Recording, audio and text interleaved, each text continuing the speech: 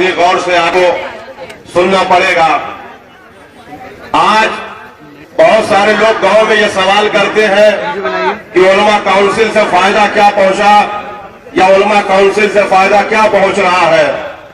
तो इसके लिए कोई किताब पढ़ने की जरूरत नहीं है, उसके लिए कोई रिसर्च और तहकीक करने की जरूरत नहीं है। वो आए आज इस निजामाबाद के इस मजमे में आके देखें कि इन हमारे नौजवानों के चेहरों पे जो मुस्कुराहट और ये तालियां बज रही है, यही उलमा काउंसिल का इस वक्त सबसे बड़ा फायदा है।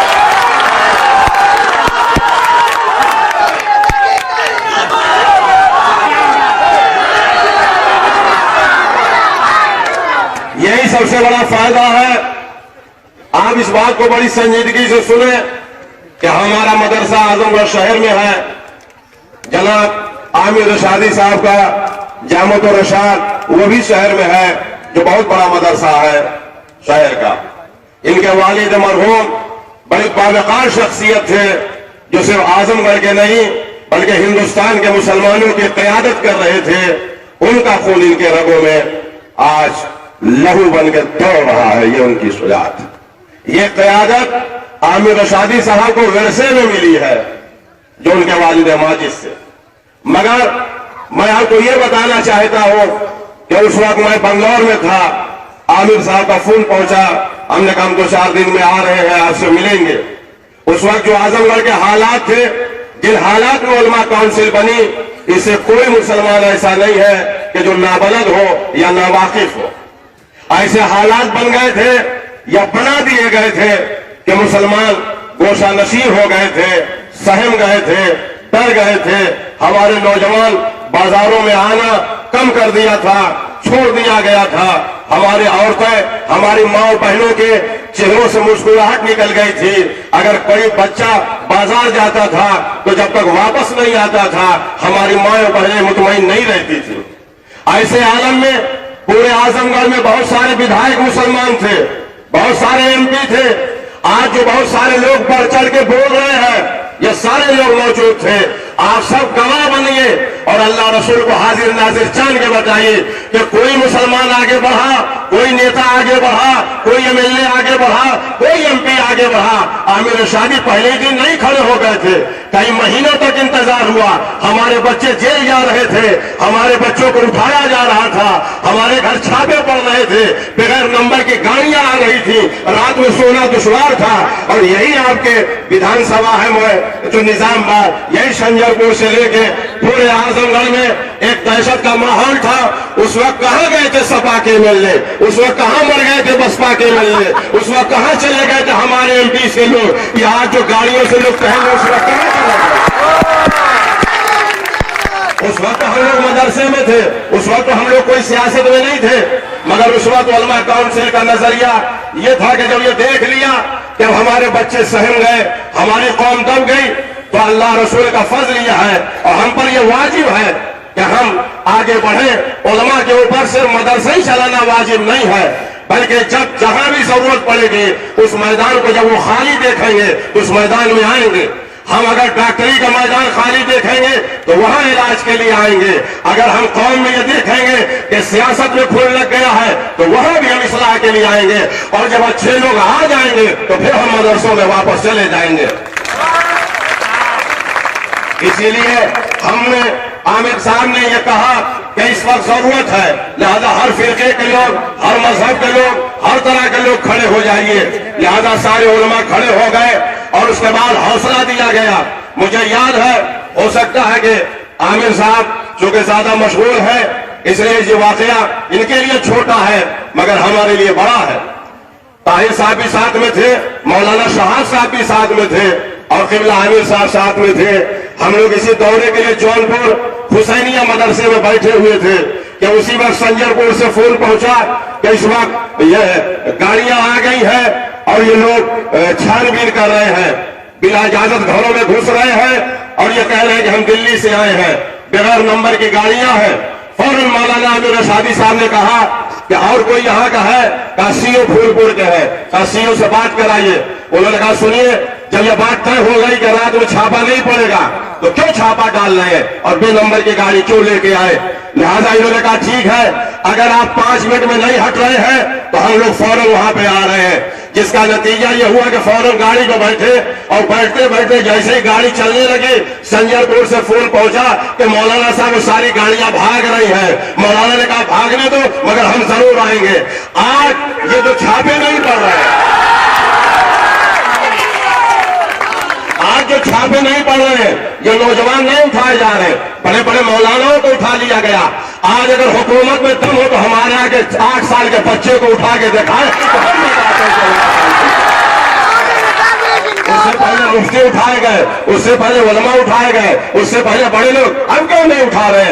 ये एक धमक है जो उलमा काउंसिल की, जो सियासत में, हुकूमत में, सारे शासन और प्रशासन में बैठ गई है कि अब मुसलमान लावारिस नहीं है, उनके घर जो उलमा काउंसिल मौजूद है, जो उनकी क़यादत करेगी, उनका मुकदमा लड़ेगी, थाना घेर लिया जाएगा।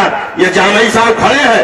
आज मुसलमानों में कुछ लोग ऐसे हैं, हमसे भी मिलते हैं, जिनके पेट में बहुत मरोड़ है उलमा काउंसिल के लिए। एक बात मैं इशारे में कह रहा हूं इसी स्टेज से, वो लोग समझ जाए, उनके पेट में बहुत मरोड़ है उलमा काउंसिल के लिए। ये वही लोग हैं जो दिन भर बैठ के थाने में पुलिस की दलाली करते थे। ये जो गांव गांव में दलाल बने हुए थे, उनकी रोटी रोजी बंद हो गई है। उन्हीं के पेट में मरोड़ है जो थानों में जाके पुलिस की दलालियां करते थे और मुसलमानों को डराते थे कि रात में दरोगा जी उठा लेंगे, सीओ साहब आएंगे, ये कर लेंगे। इसलिए कि इनके पहुंच दरोगा जी से ज्यादा नहीं थी। मगर आज मुसलमान बावकार हो गया उलमा काउंसिल की वजह से, इसलिए कि हमारे राष्ट्रीय अध्यक्ष मौलाना आमिर इरशादी अब एसपी से बात नहीं करते, मुख्यमंत्री और डीजीपी से बात करते। बताइए कि कौन हमारा एमएलए था जो जाता था एसपी से बात करने के लिए किसी मुस्लिम मसले पर?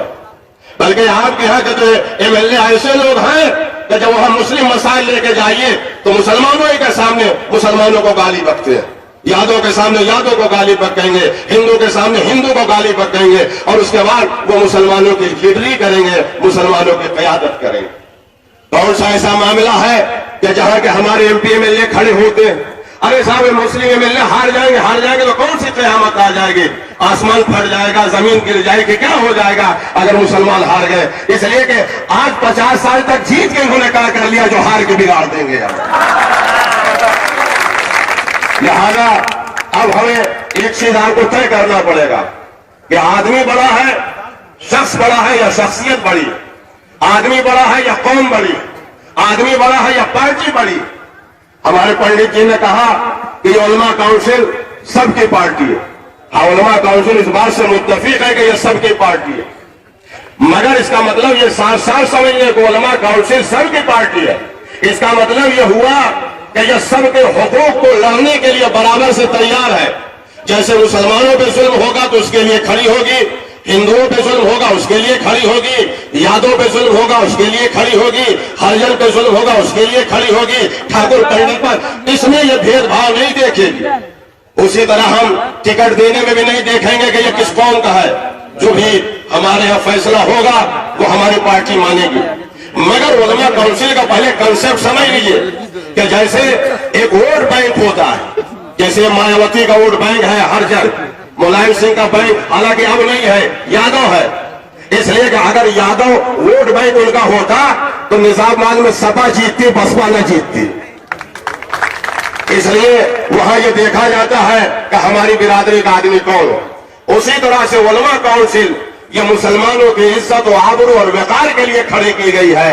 लिहाजा आपके यहाँ फर्द नहीं महबूब होना चाहिए, पार्टी महबूब होनी चाहिए। इस पार्टी से मुसलमान को टिकट मिले उसे जिताइए, आलिम को टिकट मिले उसे जिताइए, नौजवानों को टिकट मिले उसे जिताइए, जिस कौम का आएगा उसे जिताइए। इसलिए कि सिंबल हमारी पार्टी है। जैसे और पार्टियां अपना निशान देखती हैं, हाथी देखती हैं, साइकिल देखती हैं, पंजा देखती हैं, कमल का फूल देखती हैं, वैसे ही नमाज सुबह पढ़ने के बाद आप कसम खाइए कि हमें आंख बंद करके कुछ नहीं देखना है, सिर्फ राष्ट्रीय उलमा काउंसिल का सिंबल देखना, उसके अलावा कुछ नहीं।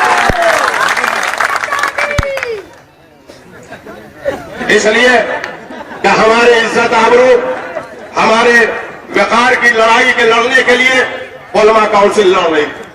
अब चूंकि हम बाहर मुल्कों में भी रहते हैं, इसलिए बहुत सारे जलसों में आमिर साहब के हुक्म के ऊपर अमल नहीं कर पाते और नहीं आ पाते। मगर नहीं आना या नहीं पा पाना इस बात की अलामत नहीं है कि हम इस पार्टी के खादिम नहीं है या इसके कार्यकर्ता नहीं है। आमिर साहब ने पहले ही दिन कहा कि आपको हम उपाध्यक्ष बनाएंगे, ये करेंगे, ये पोस्ट। मैंने कहा नहीं, हमारी इज्जत और वकार के लिए यही काफी है। जो पोस्ट आपकी है वो आपके साथ हम हैं, यही हमारे लिए काफी है। इसलिए उलमा काउंसिल में पोस्ट की कोई हैसियत नहीं है। उलमा काउंसिल एक खिदमत गुजार है। यहाँ सब सदर है, यहाँ सब मंत्री है, यहाँ सब सेक्रेटरी है। इसलिए कि ये वो सुन्नत की पार्टी है कि जहाँ क़यादत नहीं है, खिदमत का जज्बा होना चाहिए।